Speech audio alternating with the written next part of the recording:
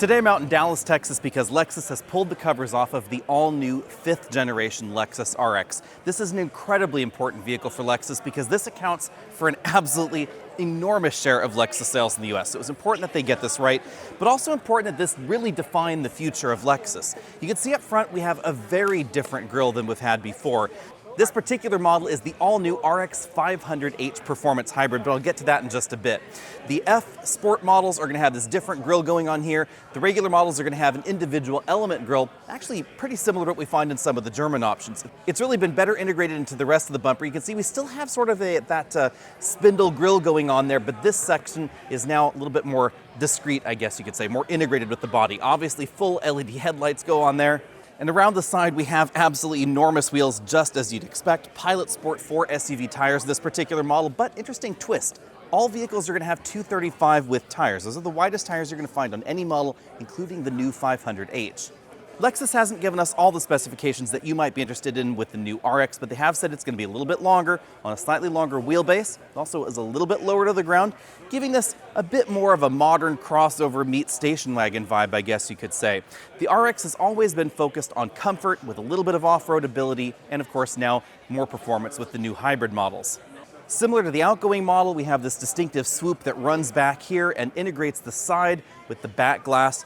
We also have tail lamp modules, which are a little bit more, I guess you could say, traditional styled, and they wrap all the way from one side all the way across to the other. We now have Lexus spelled out on the back rather than the big Lexus logo, RX 500h badging right there, and some faux exhaust vents, I guess you could say, right down there at the bottom of the bumper.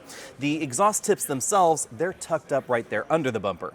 When the new RX launches, there are going to be 3 new drivetrains, followed shortly thereafter by an all-new 4th drivetrain. The standard engine is going to be a new 2.4-liter turbocharged engine, basically the same engine that we also find in the recent refresh of the Toyota Highlander and, of course, the Lexus NX. It's going to produce about 275 horsepower and over 300 pound-feet of torque. You'll get an 8-speed automatic transmission, around 24 mpg or so. Then there's going to be a hybrid, basically the same hybrid system that we find in the NX. It's based around a 2.5-liter 4-cylinder engine. It's actually going to be a little bit faster than the turbo, even though it doesn't produce quite as much power. That one is going to have an all-wheel drive system standard, we're told. Then there's going to be a plug-in hybrid system a little bit later. They're calling that the RX 450h Plus, very similar to what we find in the Lexus NX. That model is likely going to give us 300 horsepower, but no specifications have been delivered just yet. Then we have this new model, which is really an interesting twist. This has an all-new hybrid system, unlike anything that we have ever seen from Lexus before. It combines the 2.4-liter 4-cylinder turbocharged engine that we find in the base model with a small electric motor up front and a big electric motor in the back. So unlike, for instance, some of Hyundai and Kia's hybrids based around a turbocharged engine and 6-speed automatic, this one has an electric motor in the back, not a mechanical connection between the front wheels and the rear wheels.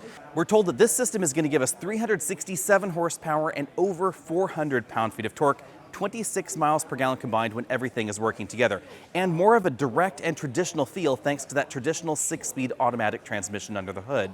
Now, Lexus says that the new 500h hybrid system is really focused on performance, but some interesting twists here. 0 to 60 time estimate just below 6 seconds, 0 to 60, so not quite as fast as some of the plug-in hybrids from the competition.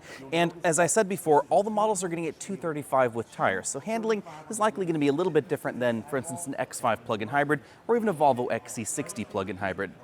Now let's take a quick look at the inside. We have this large panoramic moonroof. It definitely looks a little bit roomier in here, and headroom is pretty generous. There's an F Sport logo embossed on that headrest because this is the 500h model. And as you can see, pretty aggressive bolstering on these seats. These seats have a combination of materials. It looks like imitation suede on the outside, and we don't know whether this is new luxe or leather just yet, but you can expect a variety of different upholsteries available. On the front doors, we have a combination of materials. This upper section right there by that Mark Levinson speaker is a section of imitation suede. You can see it has kind of that fingerprinty theme going on there with some Lexus swooshes. Lots of soft touch materials, red accents here, the same sort of electronic door releases that we find in the Lexus NX, and then this very dramatic ambient light strip that runs right there across the dashboard. That certainly gives this a very futuristic look. Obviously, there are going to be a variety of different trims. Expect wood trims, metal trims, things like that. This has sort of an imitation metal trim running right across the dashboard. Lots of soft touch materials. We have the same 14-inch LCD infotainment system that we find in other Lexus models right here in the middle, but rather unusually, a somewhat small 7-inch instrument cluster there behind this new Lexus steering wheel. Those two lights there are not visible to the human eye. They're part of the driver monitoring system. Paddle shifters back there on the back of the steering wheel, and a joystick-style shifter right here in the center console. Two pretty decently sized cup holders, and a padded center armrest that opens to the side to reveal a moderately sized storage compartment.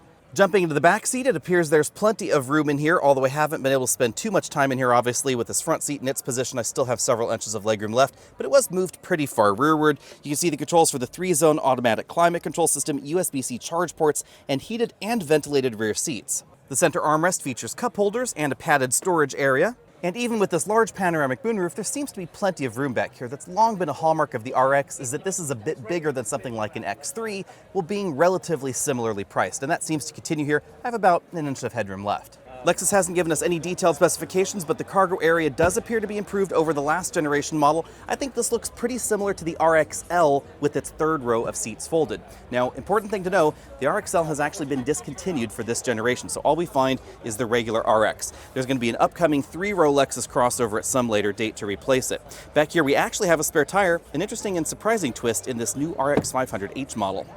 Let me know what you think about the design down there in the comment section below. I love a lot of the small touches that Lexus has done with this model, like the detail work inside the tail lamp modules. These are, again, full LED modules, as well as the detail work in the front grille. I really like the non-F-Sport front grille a little bit better, but both, I think, are definitely a step above where we saw the last generation RX. Be sure to hit that subscribe button down there so you can be updated on all of our latest videos, including a more detailed look of the all-new RX just as soon as we can get our hands on it. I'll see all of you later.